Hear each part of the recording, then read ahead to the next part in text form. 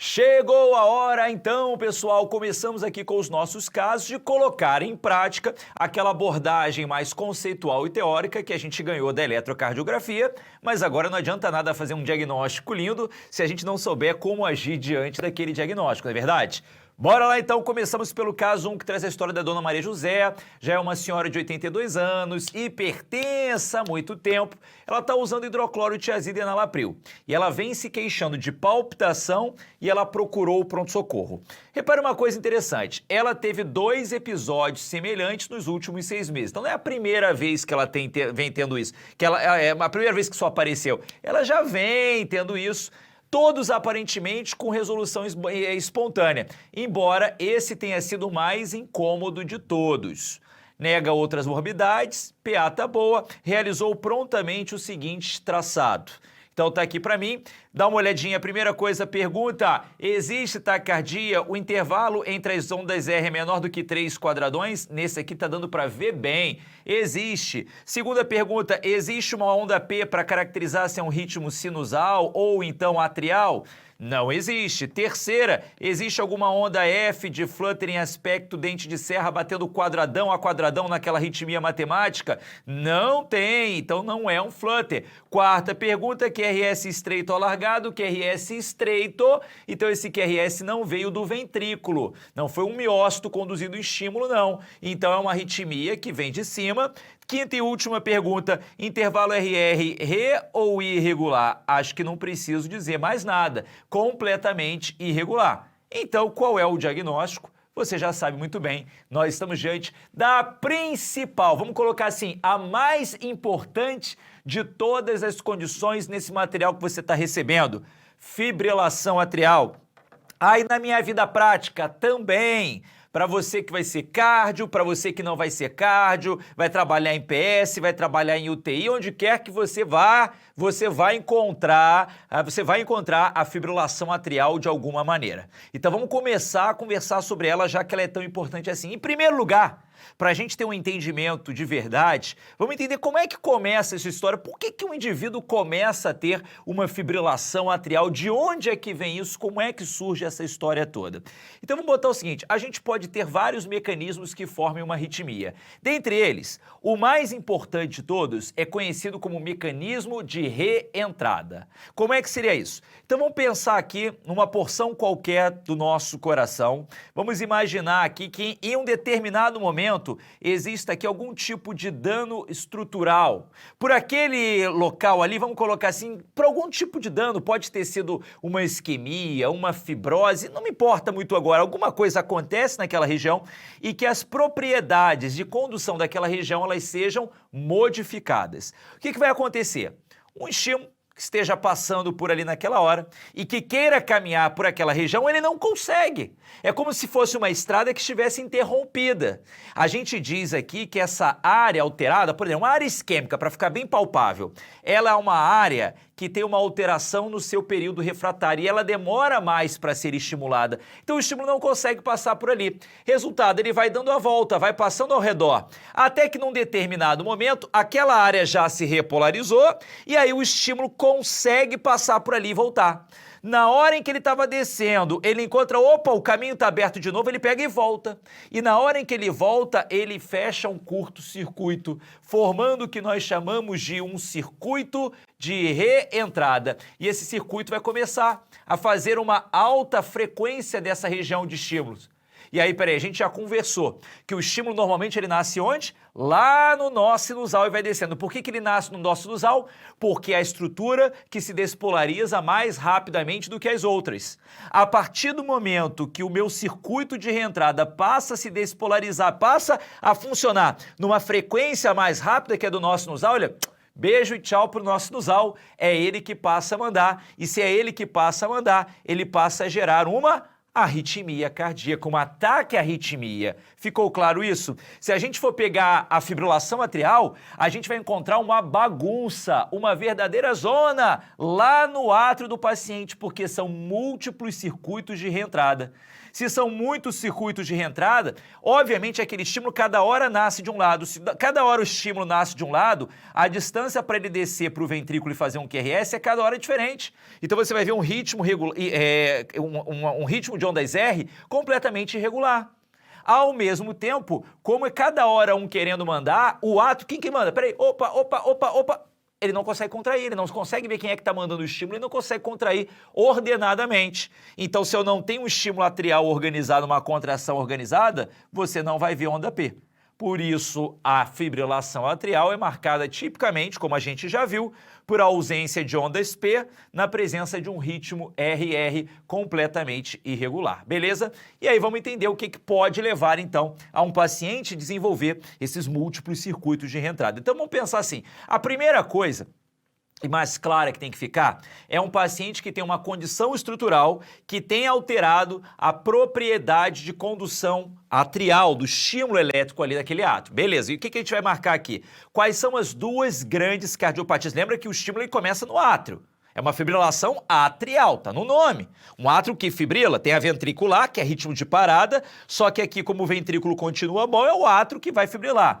Quais são as duas condições que mais sobrecarregam o átrio? Pensa aqui comigo. De um lado, a hipertensão, porque se existe hipertensão, o ventrículo tem que brigar contra essa pressão mais alta, o ventrículo fica mais duro, o átrio não consegue jogar o sangue para o ventrículo, o átrio se sobrecarrega, assim como a estenose mitral também. Se o sangue não consegue descer do átrio para o ventrículo, sobrecarrega o átrio. Então existem algumas situações, sendo que essas são as duas principais. Existem condições que, vamos colocar assim, elas não são exatamente estruturais, mas elas são condições potencialmente reversíveis. Isso pode acontecer numa tireotoxicose, a gente já viu isso lá no nosso bloco de endócrino. Toda vez que a gente tem um estímulo de tireotoxicose, a gente acaba tendo um estímulo adrenérgico, né? Então, a gente pode ter exatamente múltiplos circuitos pipocando ali. Pós-operatório, principalmente de cirurgia cardíaca. Você que vai trabalhar na unidade coronariana, vai fazer pós-op, vai ver muito isso. Cirurgia cardíaca, todas as cirurgias no geral podem dar, mas a cirurgia cardíaca ela manipula diretamente, ela irrita, ela incomoda. Além disso, a gente vai ter a chamada Holiday Heart Syndrome, que é o paciente com uma libação alcoólica enche a cara de cachaça no fim de semana e ele dá entrada no pronto-socorro. Isso acontece muito até com pacientes jovens. Volta e meia, quem está no PS recebe um paciente que estava lá no posto, sabe, naquele esquenta lá, isso, aquele esquenta despretensioso, né? Aí enche a cara antes mesmo de começar a noitada dele, ele dá entrada lá no PS com uma taquicarritmia, aí você vai ver uma fibrilação atrial, né? Normalmente uma condição, vamos dizer assim, que vai ter uma resolução espontânea, foi literalmente relacionada a essa libação. Tem aquela que é a chamada FA isolada, ou lone FA, que é do inglês aí o termo obtido. Muita gente não gosta desse termo. Qual que é a ideia dele, o que ele significa? FA isolada é aquela FA que você não encontrou nenhum motivo aparente, ou seja, ele não é hipertenso, ele não tem estenose mitral, os hormônios tiroidianos estão ok, ele não fez uma cirurgia, ele não fez uso de álcool. Então, só para a gente combinar aqui, é aquela em que eu não encontrei nenhum fator causal.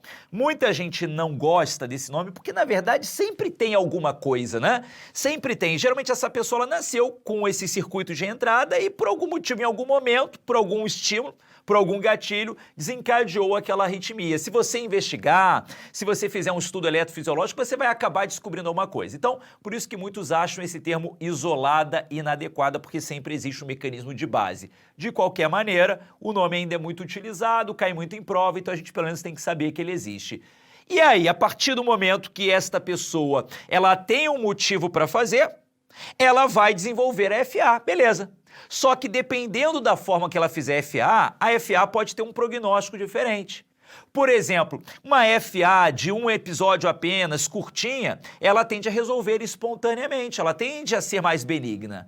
FAs de múltiplos episódios, duração prolongada, geralmente essa é mais difícil de você reverter, essa é mais crônica, mais associada a complicações. Então, sempre que um paciente tem uma condição que leve uma FA e você identifique, você deve tentar pelo menos entender um pouco mais essa FA e como você faz isso? Classificando. E como é que a gente vai definir isso?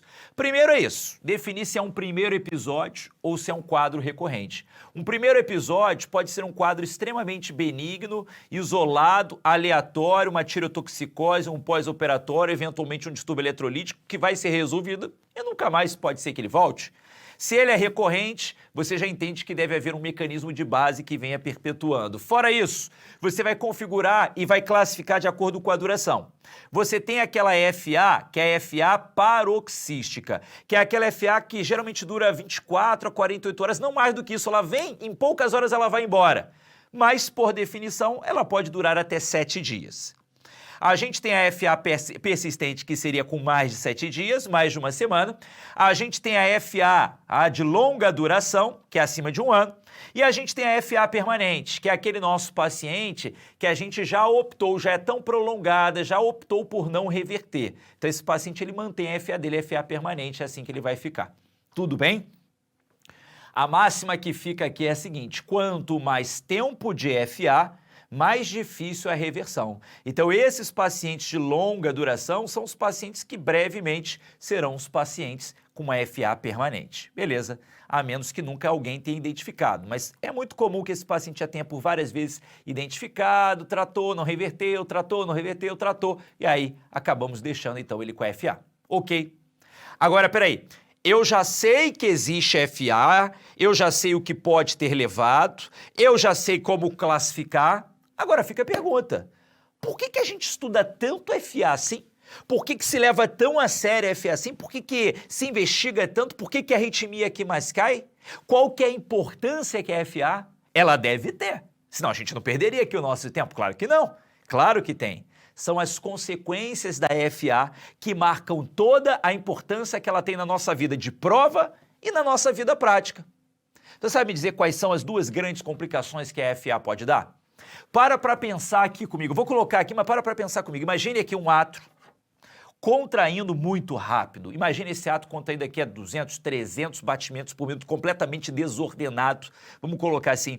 Lembra que existe aqui algo importante. Para que o ventrículo se encha de forma adequada, precisa haver um acoplamento entre o átrio e o ventrículo, o átrio e o ventrículo, o átrio e o ventrículo. Se o átrio está desordenado, a gente tem uma perda desse acoplamento. E aí o que vai acontecer? Esse ventrículo acaba sendo cada vez menos enchido. Eu perco a própria contração atrial. E lembra que a contração atrial ali no finalzinho da diástole, ela é importante também para encher esse ventrículo. Ela é importante, ela participa disso aí. E além disso, né, lembra que um ventrículo que contrai rápido, por conta própria, ele não tem tempo de se encher. Então a gente vai somando aqui os dois fatores, a gente vai ter como resultado um baixo débito, que pode cursar com síncope, hipotensão, porque o aumento da frequência cardíaca não permite o ventrículo se encher. Permite um desacoplamento entre o átrio e o ventrículo, isso sim o que não é legal.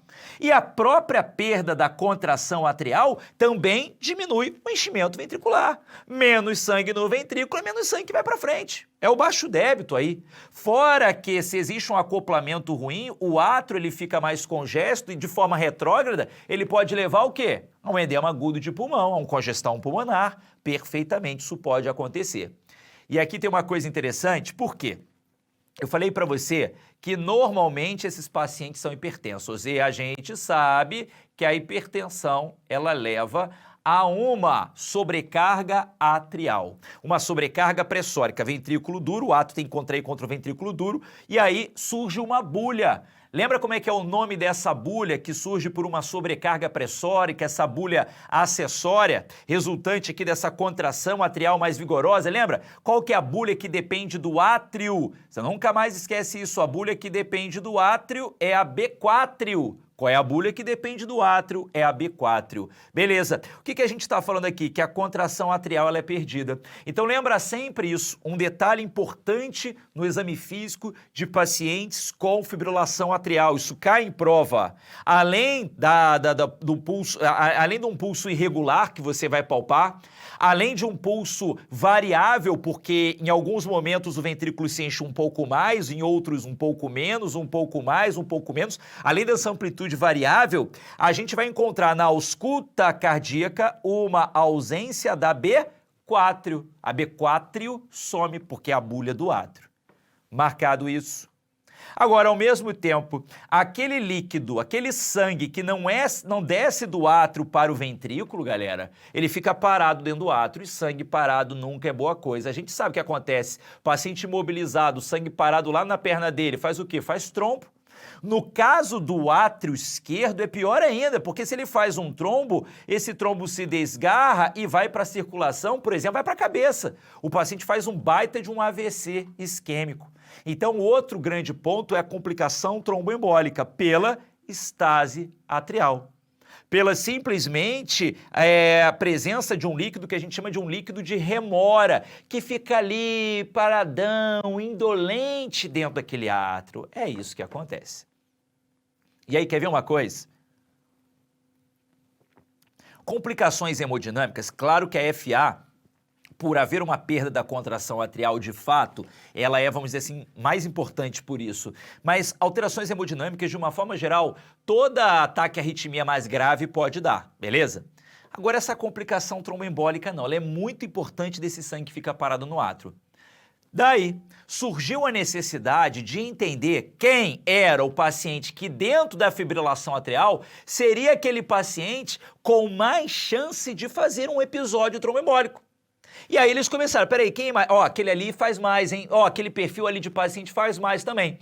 E na cardiologia, lembra, eu comecei a falar isso lá desde a parte doutorásica com vocês, é aquela coisa do ame ou odeie. Tem gente que vai amar, tem gente que vai odiar. O motivo às vezes é o mesmo. Cardiologista, tudo precisa de um trabalho clínico. Ele faz tudo com validação, né? Tudo, né? Cardiologista é aquela pessoa metódica, ele quer nível de evidência, ele quer o que a American Heart Association, a European Society of Cardiology, o que eles estão falando para mim? Então ele gosta e você que não gosta disso, meu Deus, você sofre, não tem problema. Aqui é ano de passar em prova, a gente tem que ir com tudo, não tem essa não. E aí o cardiologista montou um score, que eu vou te dizer, é um dos scores mais importantes que você tem este ano para gravar. Da cardiologia, inclusive, é o mais importante, vamos colocar assim. É a forma com que você vai avaliar o alto risco de tromboembolismo. E como é que a gente vai fazer isso? Primeiro, existe um score que eu tenho certeza que a maioria de vocês já ouviu falar, quem não ouviu falar vai ouvir agora e vai gravar e ponto final, que é o seguinte, antes de eu começar a falar desse score, eu preciso te dizer que esse score não é para ser aplicado em todos os pacientes com FA. Ah, não, Rafael, como assim? Não, eu vou te dizer o seguinte, existem alguns pacientes em que eu não preciso aplicar o score. Existem pacientes em que eu sei que eles já são de alto risco e essa análise não é mais necessária. São dois pacientes que eu vou incluir aqui. São os chamados pacientes da definição de FA valvar. O que é FA valvar? É aquele paciente que tenha uma estenose mitral de moderada a grave.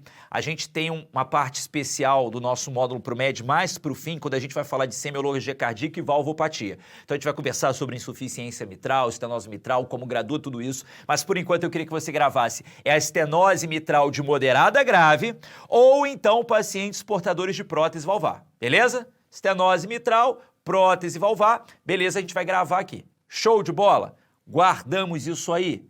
Tá bom, então. Então, prótese valvar, a gente vai guardar a estenose mitral. Agora, para os demais, aí sim eu vou aplicar o score que é conhecido como CHADS-VASc, ou SHA2-DS2-VASc, em que cada maiúscula aqui corresponde a um fator de risco. E dentre eles, a gente vai ter dois fatores que valem 2 pontos. O A e o S. Vamos lembrar aqui quais são. E a gente configura, então, que o paciente é de risco maior quando ele tem 2 pontos ou mais sendo homem e 3 pontos ou mais sendo mulher. O que isso quer dizer, Rafael? O que quer dizer que ele é de alto risco? Já adiantando, esse paciente precisa ser anticoagulado de uma forma mais enfática, de uma forma mais agressiva. Esse paciente tem que anticoagular, porque o risco tromboembólico para ele é muito alto. Ficou claro aí? Então vamos primeiro começar a guardar aqui. O C vem de quê? O C é o paciente do congestivo, da insuficiência cardíaca. O paciente com insuficiência cardíaca demonstrada clinicamente por fração de ejeção. O H vem do heart, da hipertensão arterial, ganha mais um pontinho também.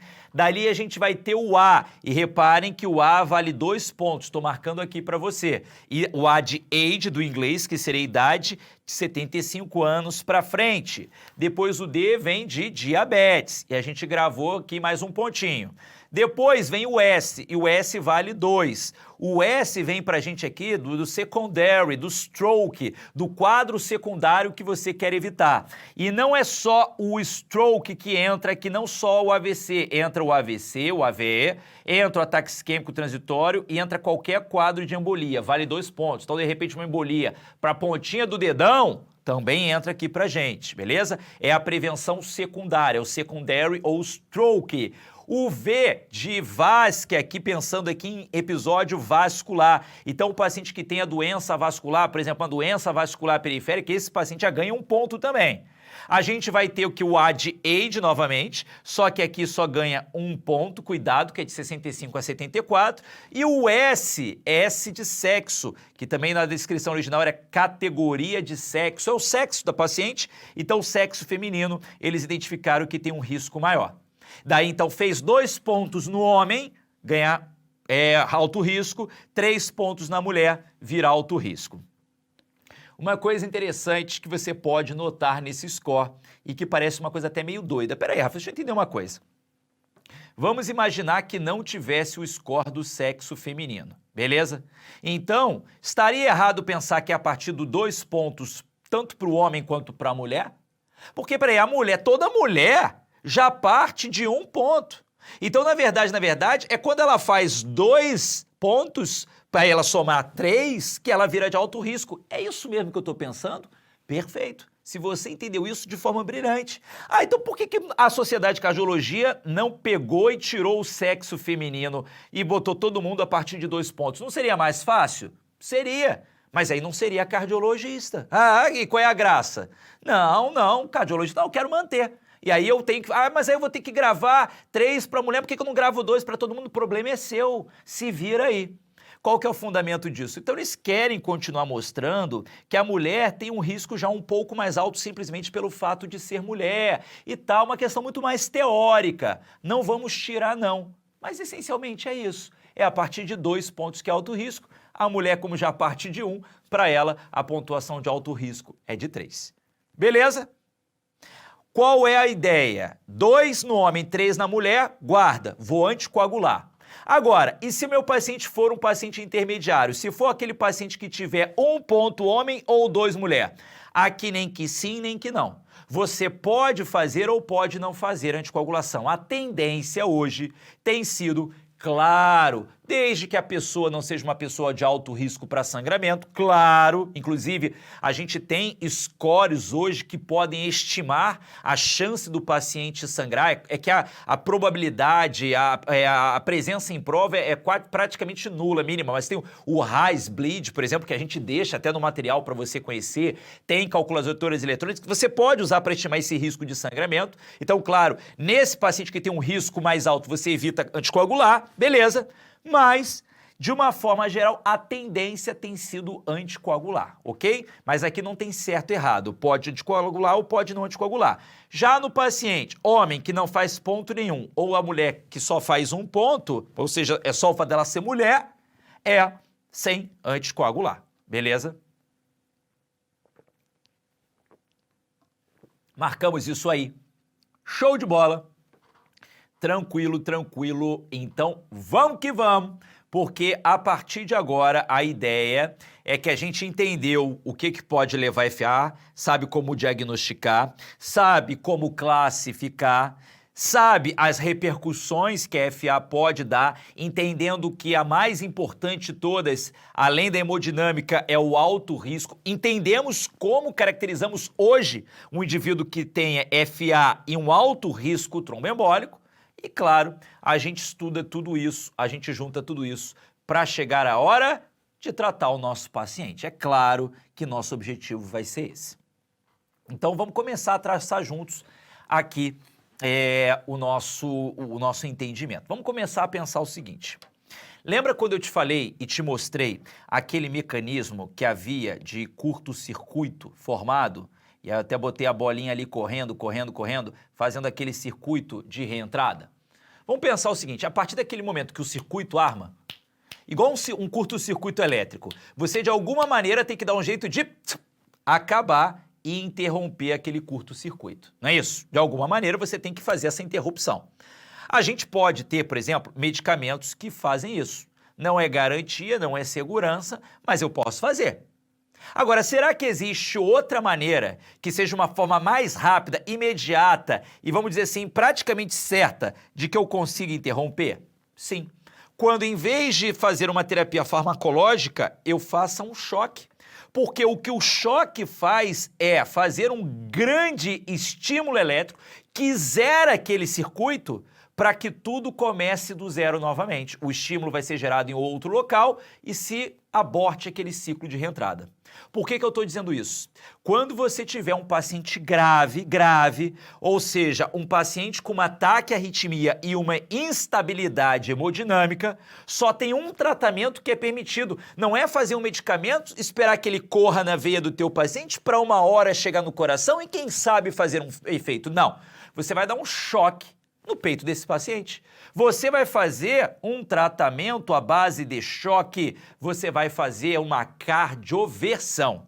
Então, no paciente instável, e aí lembra, a gente já viu essa definição, olha a importância do primeiro tempo aqui. Instabilidade entra hipotensão arterial? Claro que entra, mas além de hipotensão entra o que mais, galera? Entra síncope, entra congestão pulmonar, aquele paciente que faz um edema agudo de pulmão, né? Entra pra gente a dor torácica, o paciente que faz uma síndrome coronariana. Esse é paciente de alto risco, além, claro, da própria hipotensão. Lembrou disso aí? Então esse paciente chegou, é choque. Só que aí você pode falar assim, será que existe, você falou aí, Rafael, de cardioversão elétrica, será que existe alguma diferença para o termo desfibrilação? Porque eu sei que no ritmo de parada cardiorrespiratória, quando eu pego uma FV, eu sei que a gente fala em desfibrilar. Só que agora você está falando que o choque é chamado de cardioversão. Existe diferença entre um outro? Claro que existe. E a gente vai mostrar muito isso aqui para você.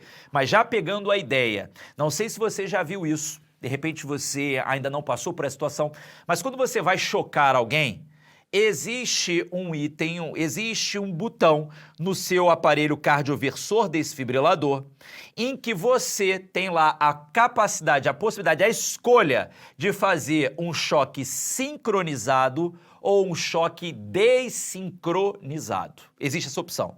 E o que isso quer dizer? Quando você faz um choque sincronizado, você sincroniza ele com a onda R, com o QRS, para que aquele choque caia exatamente ali.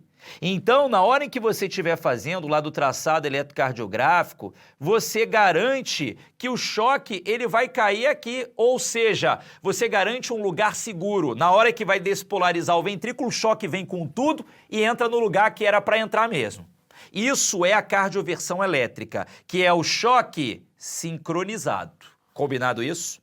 Agora, vamos imaginar que por um azar da vida, na hora de você fazer um choque, você não apertasse esse botão. Você fizesse um choque desincronizado. E esse choque, ele caísse aqui em cima da onda T. Na hora em que o período refratário, aquele período em que o coração não é suscetível ao estímulo, ele já estivesse terminando.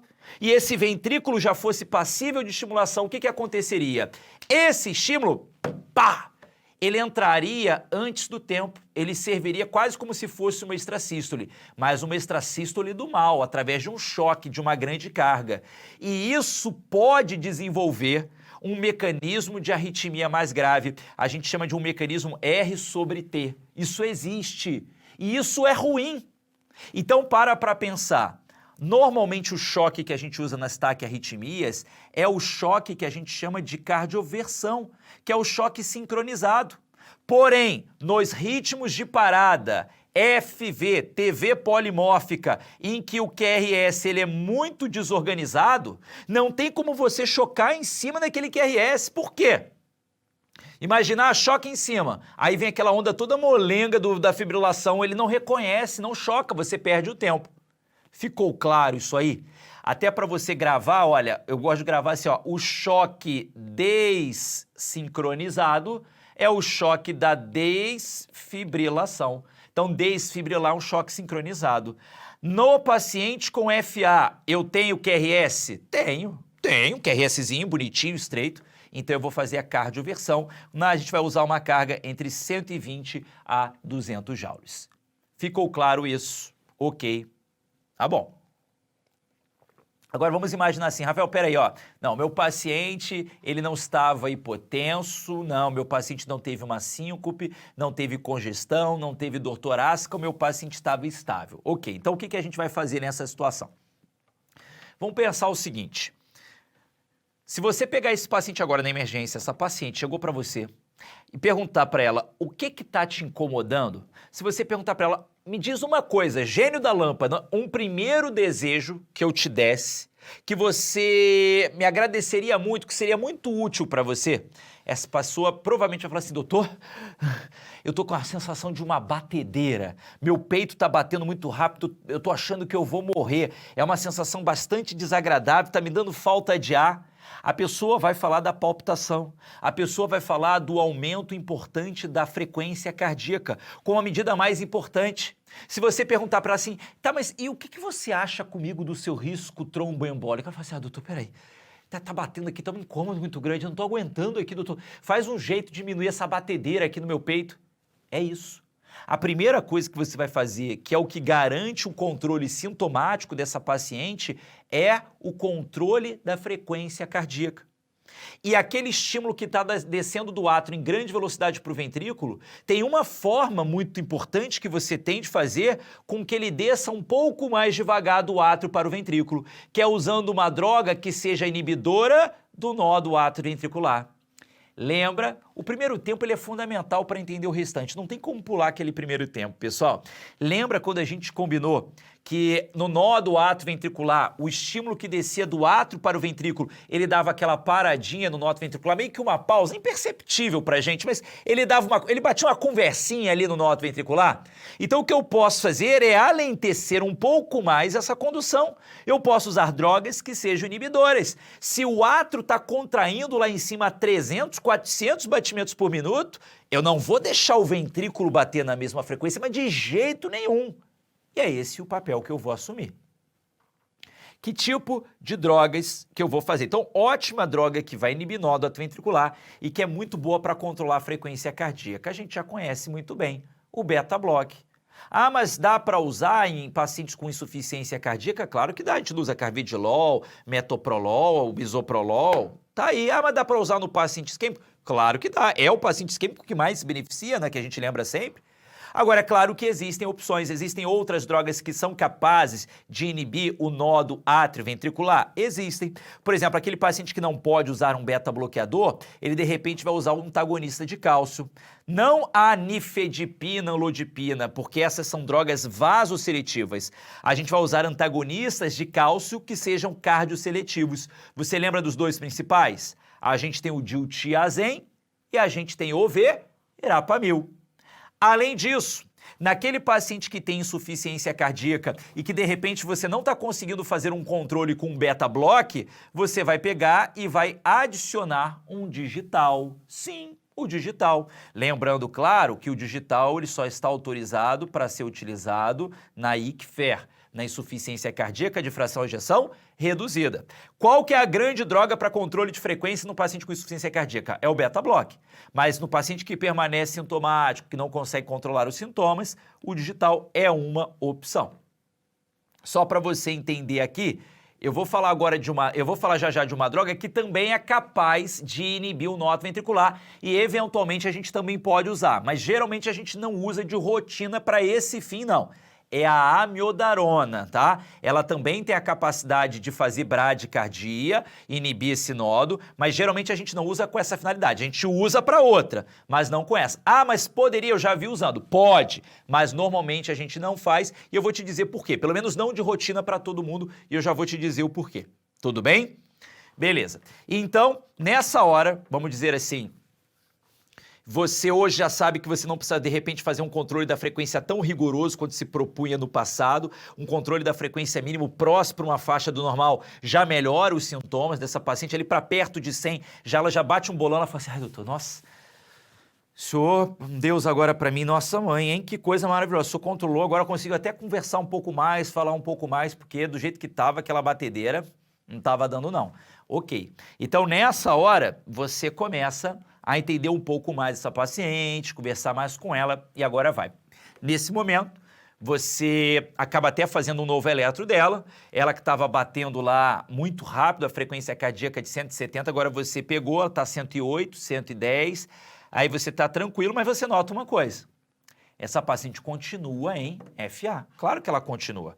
Essa paciente, guarda, quando você fez essa droga, você não acabou com os múltiplos circuitos de reentrada, você inibiu a passagem dos estímulos de lá de cima para baixo. Foi isso que você fez. Então ela continua em FA? Continua. Ela continua com o traçado dela com ritmo regular? Claro que continua. E aí você entende o seguinte, então peraí, se ela continua em FA, as complicações hemodinâmicas e tromboembólicas que a gente acabou de estudar, elas continuam sob um risco de existir. Concordo contigo. Então agora a segunda tarefa sua é tirar essa paciente que está em fibrilação atrial e trazê-la para um ritmo sinusal. Nós chamamos isso de controle do ritmo. O controle da frequência a gente já fez. Só que agora nós vamos chamar isso de controle do ritmo. Agora a gente vai trazer de ritmo de FA para ritmo sinusal. Só tem um detalhe. Essa conduta, que nós chamaremos de conduta de controle do ritmo, ela é uma conduta opcional. Sabe por quê? Até hoje, nenhum estudo mostrou que reverter pacientes de FA para sinusal de rotina diminui mortalidade, altera o desfecho desses pacientes. Não temos isso. Rafael, então você está me dizendo que eu posso pegar um paciente em FA e deixá-lo em FA sem trazê-lo para ritmo sinusal? É exatamente isso. E a gente vive fazendo isso nos ambulatórios de geriatria, de cardiologia. Claro, a gente vive com pacientes que permanecem em FA. Sim, isso existe. Então, qual que é a ideia? Eu posso ou não posso? Então, a gente vai dizer o seguinte, dentro da FA, a gente tem dois caminhos terapêuticos que a gente pode seguir. A gente pode utilizar a estratégia de controle isolado da frequência, em que eu só faço o número 1, ou a estratégia de controle do ritmo, em que eu faço tanto 1 quanto 2. Ficou claro? São dois caminhos que eu posso seguir. Dois caminhos aqui que a gente tem que saber. Então a grande dúvida que passa assim, tá, mas me diz uma coisa, quem é o paciente que eu vou optar pelo caminho 1 ou quem é o paciente que eu vou optar pelos caminhos 1 e 2? Então vamos pensar o seguinte, tudo depende, vamos botar assim, na medicina a gente fala o seguinte, a decisão ela tem sempre que ser individualizada, depende tudo de caso a caso e vai ser a tua vivência diária, tua expertise, teu dia a dia no ambulatório, de ver um paciente atrás do outro, de conhecer as características que vão fazer o teu diferencial.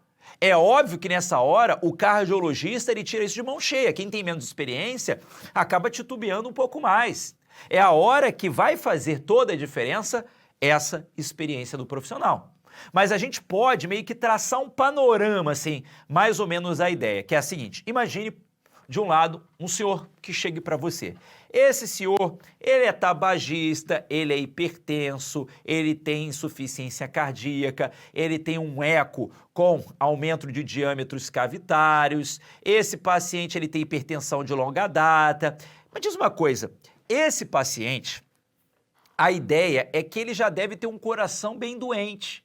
E se ele tem uma FA, ainda mais se não for um primeiro episódio, que muito provavelmente não é, ele já chega para você depois de vários episódios, esse paciente, a chance de você conseguir trazê-lo para ritmo sinusal é muito pequena. E de mantê-lo em ritmo sinusal, menor ainda.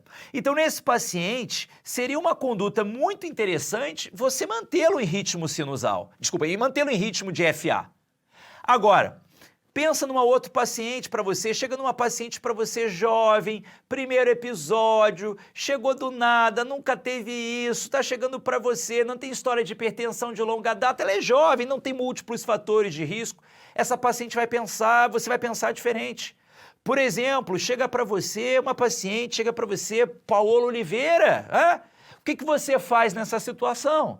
Rafael, eu faço o que ela quiser. Eu também, mas não é isso do que a gente está falando. Você faz o que nessa situação, pessoal? Faz o que aí? Não faz o que ela quiser, não. Vamos lá, você vai usar a tua medicina aí, você faz o que para ela? Olha, gente, você vai pegar, peraí, Paola, vamos com calma, vem aqui, vamos conversar. Paola, esse é o seu primeiro episódio? Ah, sim, é o primeiro episódio. Tá, mas deixa eu entender uma coisa aqui. Você já tem doença hipertensiva? Não, eu não tenho nada. Já teve isso alguma vez? Nada. Já fez um eco? Já até fiz. Não sei por que fiz, mas um eco era normal. E Paola, mais importante, isso te incomoda? Ela fala, ai, doutor, me incomoda muito. Então vamos acabar com isso, essa desgraça dessa FA. Resumindo, tem uma frase, e aí colocando agora de forma séria mesmo, existe uma frase na cardiologia que diz que todo paciente merece pelo menos uma tentativa de reverter FA. Claro, então aquele paciente mais jovem, aquele paciente que está nos seus primeiros episódios, que tem indícios de um átrio pequeno e que incomode a ela, são todos indicativos, são todos fatores que vão apontando para uma necessidade de você reverter a fibrilação atrial. É isso. É isso que a gente tem que ficar em relação ao tratamento, ok? Daí eu te pergunto, ok, então vamos reverter, vamos identificar, vamos dizer que tenha sido essa paciente aqui e a gente decidiu reverter o quadro dela. Vamos pensar assim, vamos decidir que foi ela. A partir do momento que eu decido pela reversão, eu tenho diferentes estratégias que eu posso seguir. Eu posso reverter com choque ou eu posso reverter com drogas. Entre as drogas, a gente pode usar a amiodarona e a gente pode usar a propafenona, famoso ritmonorme também. Então são duas opções. E aí eu te pergunto, qual é a melhor opção para reverter a FA? Você pode pensar assim, Rafael, do pouco que eu vi, eu sempre vejo usar a amiodarona. Inclusive tem aquela máxima, arritmia doidona amiodarona. Pois é, a gente vai ver que é a droga do clínico, porque boa parte das arritmias você trata com a amiodarona. Pois é, né? Você sabe muito bem isso. Então, eu acho que é droga e deve ser a amiodarona. Daí eu vou te dizer, a amiodarona é uma boa opção, mas está longe de ser melhor. A propafenona pode ser melhor e mais ainda, o choque. Só que a propafenona, por exemplo, ela é uma droga que não deve ser utilizada em pacientes com cardiopatia estrutural, alterações no intervalo QT. Então, o paciente com propafenona, você para usar já tem que ter uma segurança maior. Geralmente os clínicos não gostam. A amiodarona, nesse contexto, seria uma droga mais segura, vamos botar assim. Então todo mundo gosta da amiodarona. Já começa daí, embora ela não seja superior à propafenona, não. Mas beleza, já começa daí. Agora, por que as pessoas também geralmente preferem a amiodarona ao choque se o choque é superior? Olha só, também por uma questão de segurança. Quantos choques, você se pergunta, você já fez na vida? A amiodarona é diferente. A amiodarona você acaba fazendo mais vezes. Quando você fala em chocar alguém, você choca, você não mata e não reverte aquela arritmia do paciente de susto, né? Você não pega o paciente, ele está distraído, daqui a pouco, não é assim, né? Você tem que ter um oxigêniozinho ali, você vai ter que fazer uma sedação, tem paciente que de repente você vai ter que entubar. E além disso, pergunta para um paciente, olha, a senhora prefere que eu faça um remedinho na sua veia, se chama amiodarona, para resolver a sua arritmia, ou a senhora prefere tomar um choque no peito?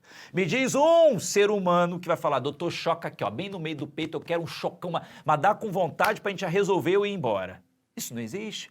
Então, por uma questão até de comodidade, a gente usa a amiodarona, não que ela seja melhor, beleza? Na verdade, a gente usa pela essa comodidade, inclusive, depois que você usar a droga, se não reverter, você meio que até sensibiliza esse choque, fica mais fácil reverter depois com o choque, tá bom? Então, cuidado aí para saber, lembrar que a gente usa mesmo muito a amiodarona, mas não que necessariamente exista uma superioridade dela, beleza? Tá. O que acontece? Revertir, o paciente estava em FA. Beleza. Tem pacientes que nunca mais vão fazer. Mas aqueles pacientes, principalmente que têm doença atrial, já tem um aumento desse ato, uma doença cardíaca, já uma doença estrutural, aí você pegou e reverteu. Esse paciente é comum que ele faça um novo episódio de FA. O que eu quero dizer é que se eu só reverto e deixo ele quieto, isso pode ser ruim, porque esse paciente pode vir a fazer uma FA depois, eu não sei, e lá depois, então, ele faz uma FA meio escondida, emboliza e piora o prognóstico. Aliás, esse é um dos motivos para que as pessoas achem que reverter o ritmo não é uma conduta que altera a mortalidade, porque muitos dos pacientes que eu reverto, depois refazem, e dentro desse momento em que eles refazem, mais tardiamente eles fazem as complicações também.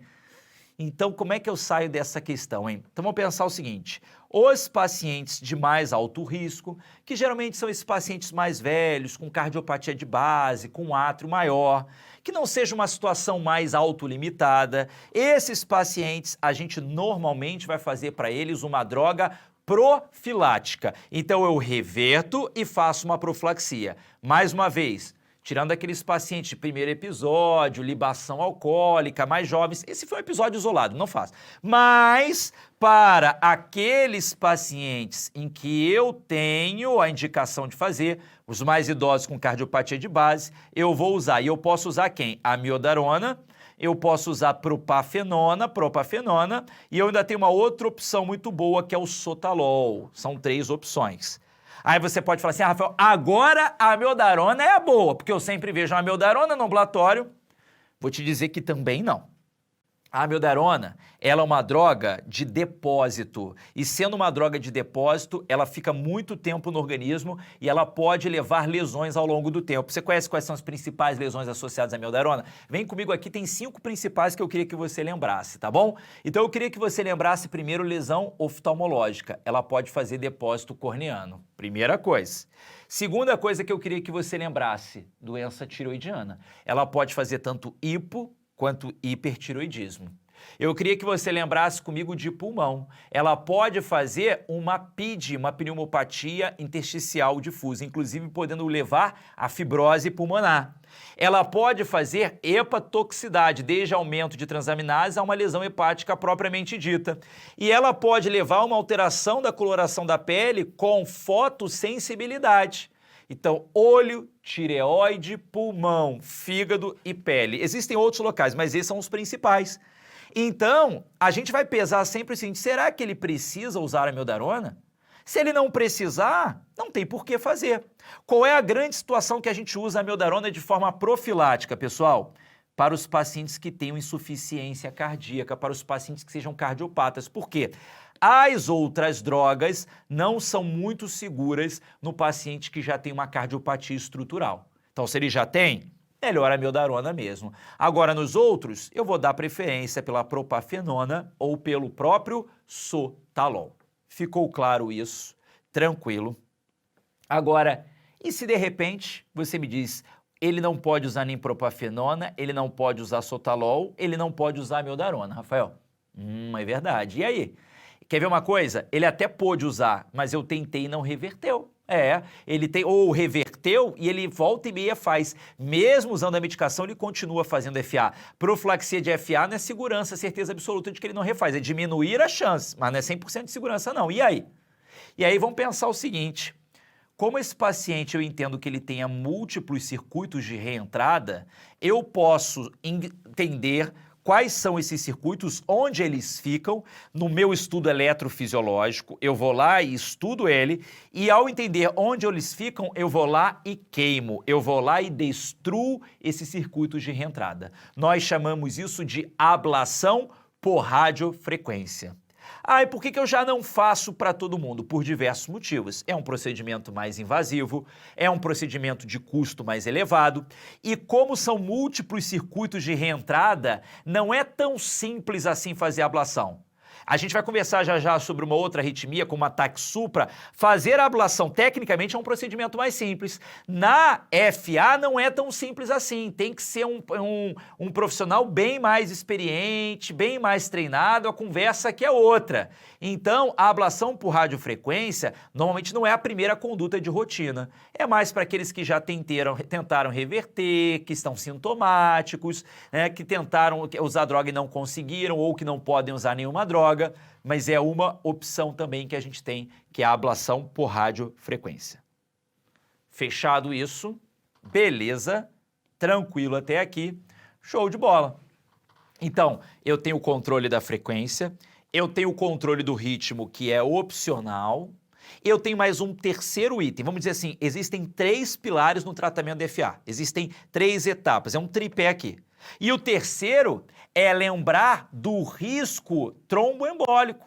E para aqueles de risco mais elevado, estabelecer a chamada terapia anticoagulante. Pois é, como é que nós vamos fazer isso a partir de agora?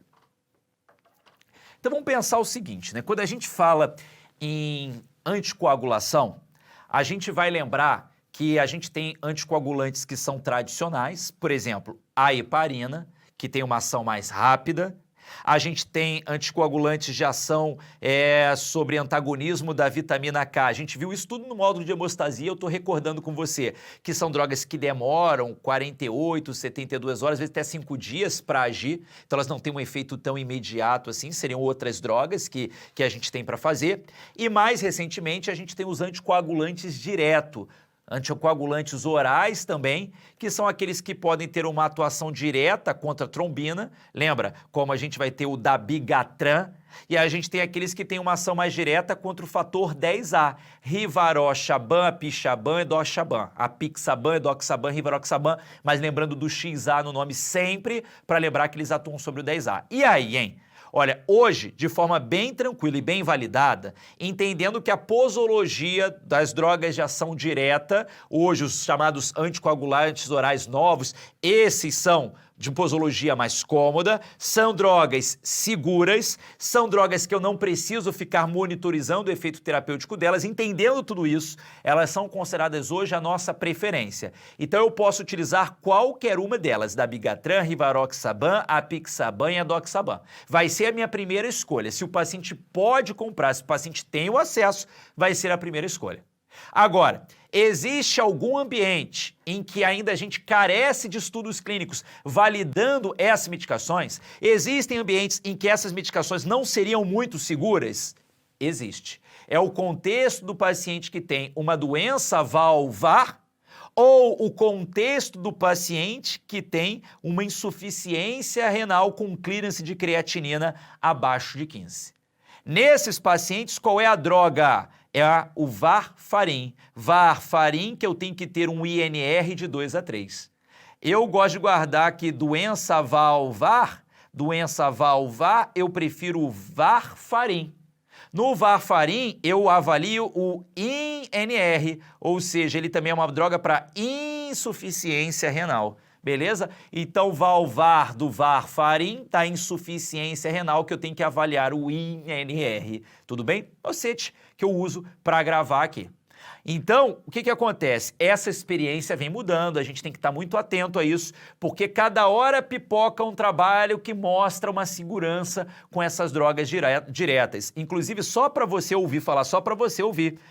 Dentre elas, aparentemente parece que existe uma segurança também do apixaban com pacientes com disfunção renal mais grave. A gente provavelmente nos próximos anos vai ter isso de uma forma mais tranquila e mais enfática colocada. Por hora, vamos guardar que varfarin ainda seria a droga melhor, pensando em prova, tudo bem? Mas já entendendo que esses dados já começam a mudar. E a tendência da indústria vai ser investir cada vez mais nesse aprimoramento. Marcado isso, tranquilo. Beleza? Porque para o varfarin, então, está definido aqui a nossa conduta, está definida a nossa estratégia. Vamos colocar assim, então, a terapia anticoagulante vai ser feita ou com outro, preferência pelos novos anticoagulantes. Tá bom. Agora, quando que eu vou usar esse anticoagulante? Como é que é? É logo que eu faço o diagnóstico? É depois de algum tempo? É por quanto tempo que eu uso? Eu faço e tiro? Eu faço e uso a vida toda? Como é que fica essa história, então? Vamos entender uma coisa que é muito importante no momento que a gente pensa num coração com FA. Vamos entender aqui uma coisa. Primeiro momento é antes da reversão. Então imagine que esse coração está em FA. Vamos imaginar que fez um baita de um trombo lá dentro daquele átrio, tudo bem? Por conta da remora, por conta da estase. Vamos pensar assim. E aí, nesse momento, imagine que o coração estava em FA, o átrio paradão ali. Aí eu vou lá e reverto esse FA. Aí o átrio volta a contrair. Na hora em que esse átrio volta a contrair, ele pega e joga para o ventrículo um pedacinho de êmbolo, que vai migrar e vai seguir para a circulação sistêmica, que vai para a cabeça do paciente. Olha a besteira que eu fiz ali. Percebeu a ideia? Então, antes de fazer uma reversão, eu tenho que me certificar de que o risco dessa pessoa já ter um trombo lá dentro é pequeno. Porque se o risco for mais elevado, eu não posso reverter sem anticoagular previamente. Ficou claro isso? Beleza. Agora, olha a ideia também, olha a ideia ao mesmo tempo que a gente tem que estabelecer. Depois que eu faço a reversão, vamos imaginar lá, reverti, né? E esse paciente, ele não tinha ali um trombo, vamos botar assim, né? Mas depois que eu faço a reversão, esse átrio, que estava completamente anárquico, ele não volta com pressão total, ele não volta bem. Ele fala assim, pô, tava fibrilando aqui, para me dar um tempo, né? Me dá uma tranquilidade, dá uma paz aí, calma aí. Eu vou começar contraindo, mas eu vou aqui no meu tempo. Ou seja, quando ele volta com o que a gente chama de atordoado. Ele não volta contraindo a força total, pleno vigor, não.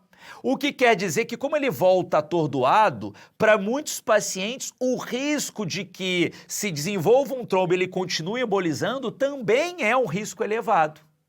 Então, depois que eu reverto, eu também tenho que pensar na anticoagulação. Resumindo, eu penso na anticoagulação antes, também na fase depois. Eu penso na fase pré e eu penso na fase pós-reversão. Isso tem que ficar claro para todo mundo. Beleza? Show de bola. Porque aí a gente vai fazer o seguinte, no paciente pré-reversão, eu devo anticoagular por 3 a 4 semanas o meu paciente, se ele é um paciente que, primeiro, ele tem uma FA por mais de 48 horas. FA com mais de 48 horas é uma FA que coloca o paciente sobre um risco mais alto. Se o meu paciente ele é de uma FA de tempo indeterminado, na dúvida, quanto tempo começou essa palpitação? Ah, não sei há quanto tempo tem isso. Na dúvida, FA indeterminada, a gente coagula por 3 a 4 semanas. Ou ainda, a gente vai ter o quê? O paciente que seja de alto risco. O que é o alto risco mesmo? É o paciente que tem acima de 2 ou 3 pontos, se for mulher, na classificação do score Chades-Weisky. Então, FA de mais de 48 horas por tempo indeterminado ou num paciente de alto risco, eu tenho que pegar e anticoagular esse meu paciente. Tenho que anticoagular. Anticoagula ele, beleza? Anticoagula por 3 a 4 semanas. Isso tem que fazer. Só que tem um detalhe.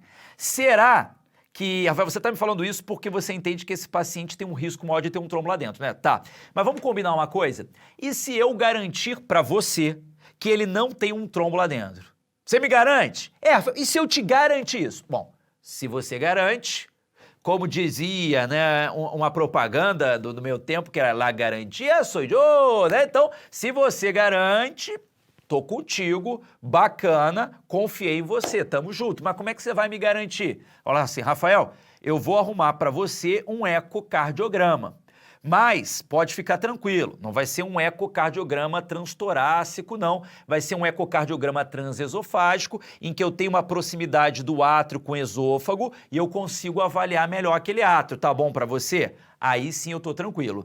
Então eu posso omitir essa anticoagulação se o eco transesofágico for negativo, ou seja, se o eco mostrar que não tem trombo. Beleza? Aí se mostrar que tem trombo, pô, se mostrar que tem trombo, aí que você não vai fazer. Aí você vai anticoagular, vai repetir o eco e garantir que esse trombo sumiu. Ficou claro isso? Aí não vamos conversar. Você só pode omitir essa anticoagulação se você me provar que o eco transesofágico não tem nada. Aí você me garantiu, a gente combinou isso, foi um acordo nosso aqui. Beleza? Show de bola. Agora, e pós-reversão? Lembra que o miocárdio volta atordoado? A gente conversou isso, né? Então vamos entender uma coisa.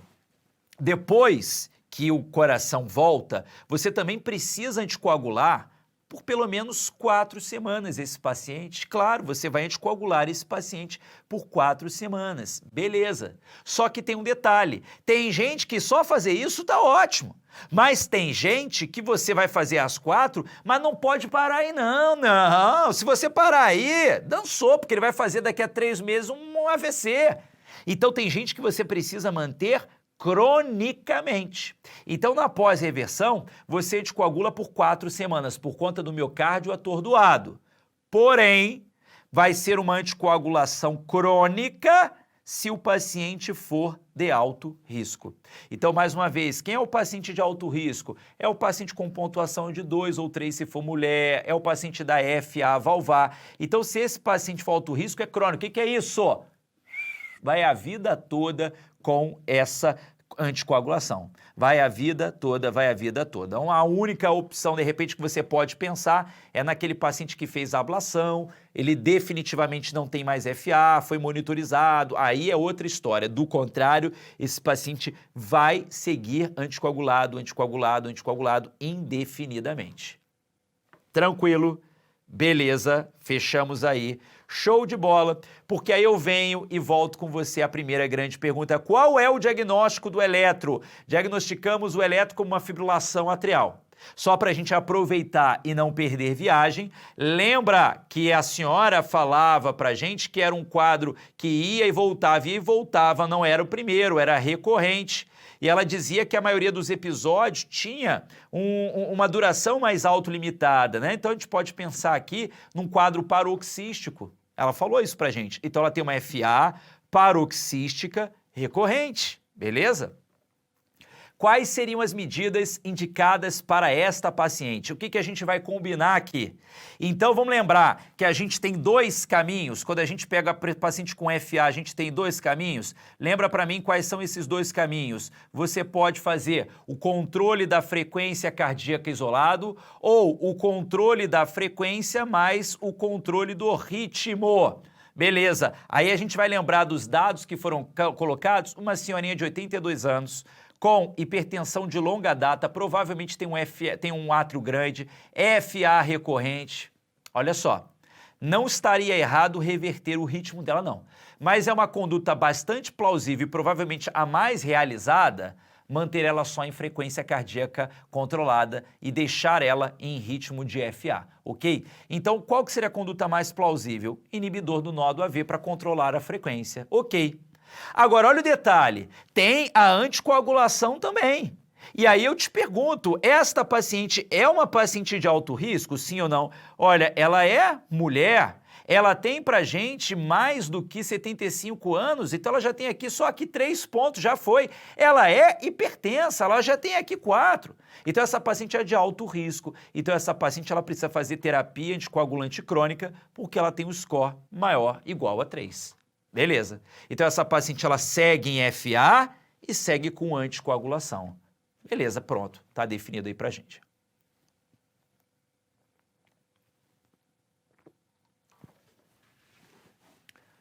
Ok, fechamos aí, tranquilo, show de bola.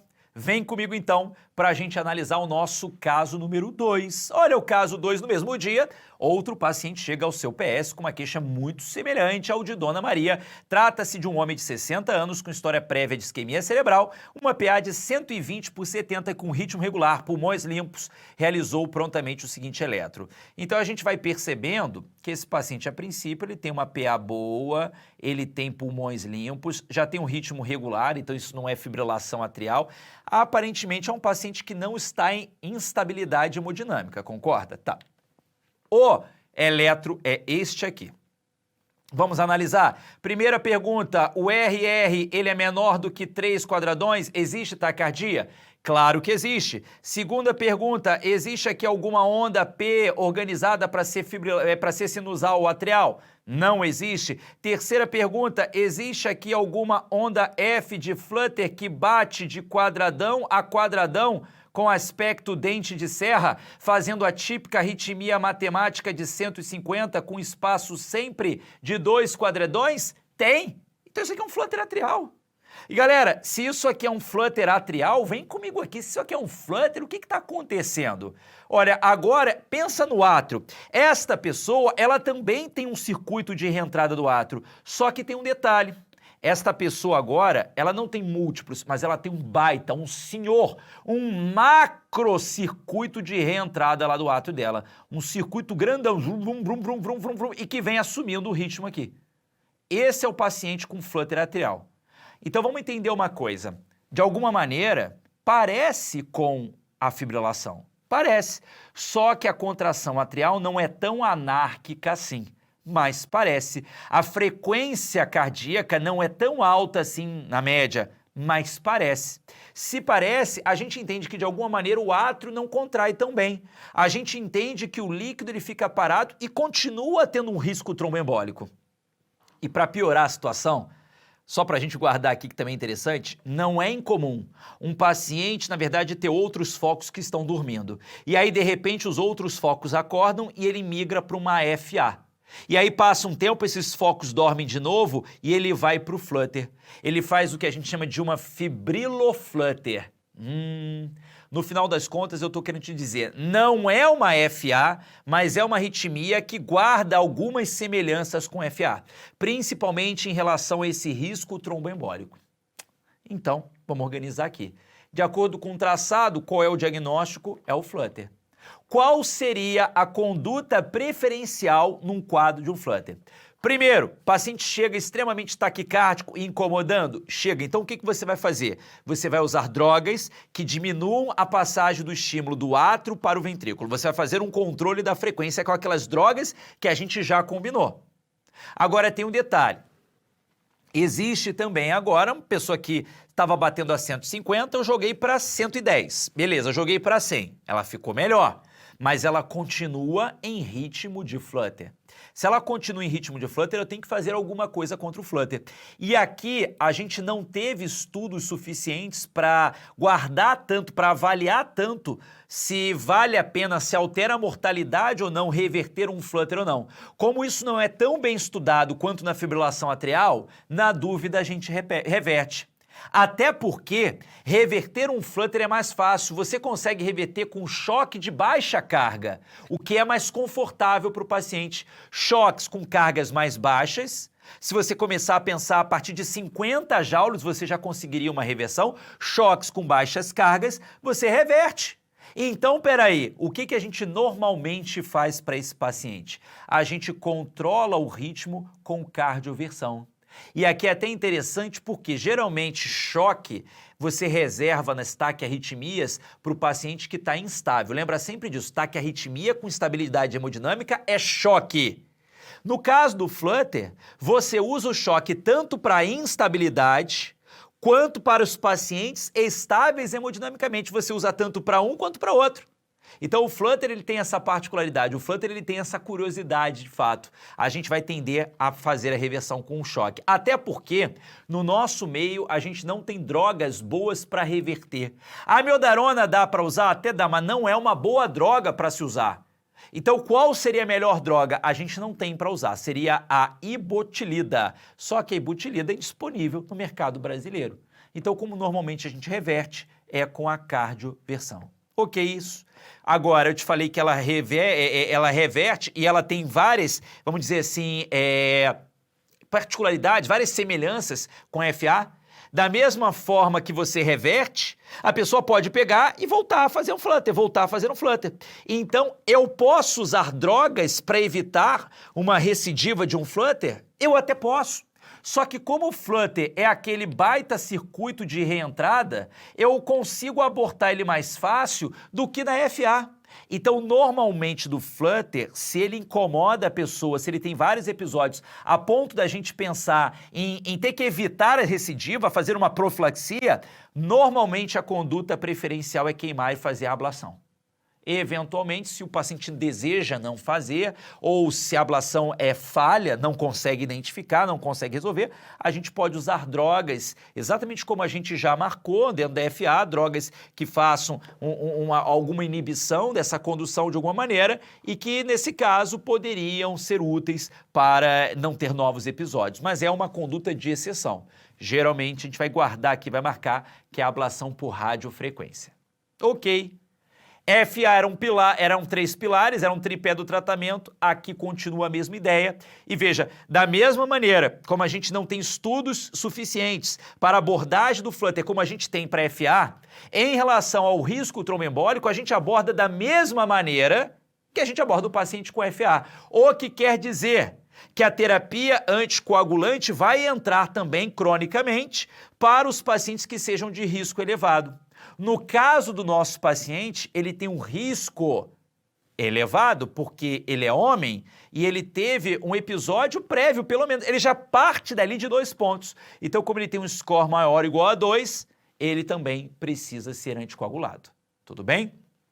Então, ele faz a droga momentânea, ele reverte, se volta a aparecer, se é um problema para ele, ele faz a ablação.